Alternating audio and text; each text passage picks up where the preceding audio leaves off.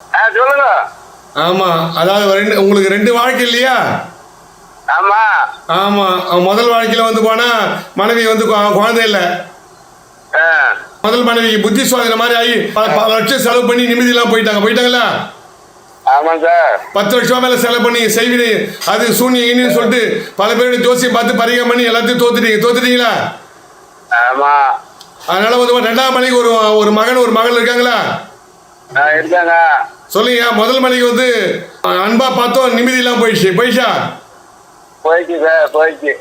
அவங்களுக்கு வந்து உடல் பாதிப்பு இருந்தது, மன பாதிப்பு இருந்தது, மருத்துவம் பார்த்தோம், குணமாக முடியல. ஆமா. 2ஆம் மனைவிட்ட வாழ்ந்து அன்பான மனைவி கொடுத்தானா? அதாவது முதல் மனைவிட்ட காமம் இருந்தது. ஆமா. ஆனா அவங்களுக்கு மனநிலை பாதிப்பால போயிட்டாங்க. ஆமா. குழந்தையும் இல்ல.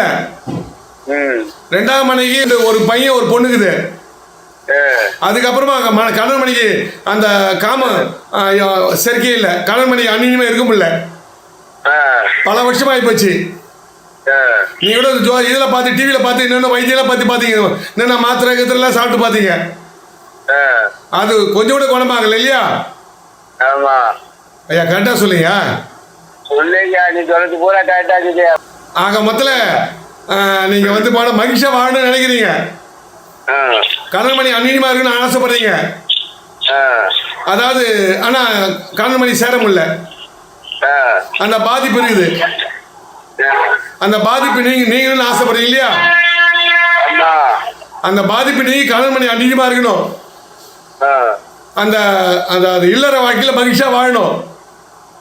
அந்த இல்லற வாழ்க்கையில வாழ முடியல.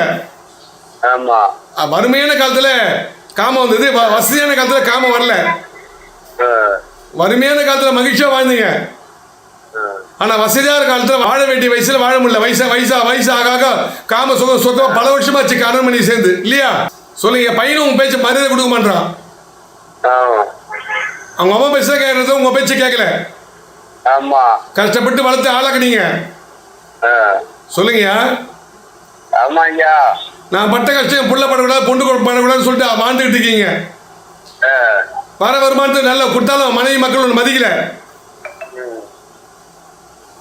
எல்லாரும் ஒன்று மதிக்கணும். மனைவி கிட்ட அன்பா இருக்கணும். மனைவி உங்க பேச்சை கேட்கணும், மகன் உங்க பேச்சை கேட்கணும் இல்லையா? ஆமா.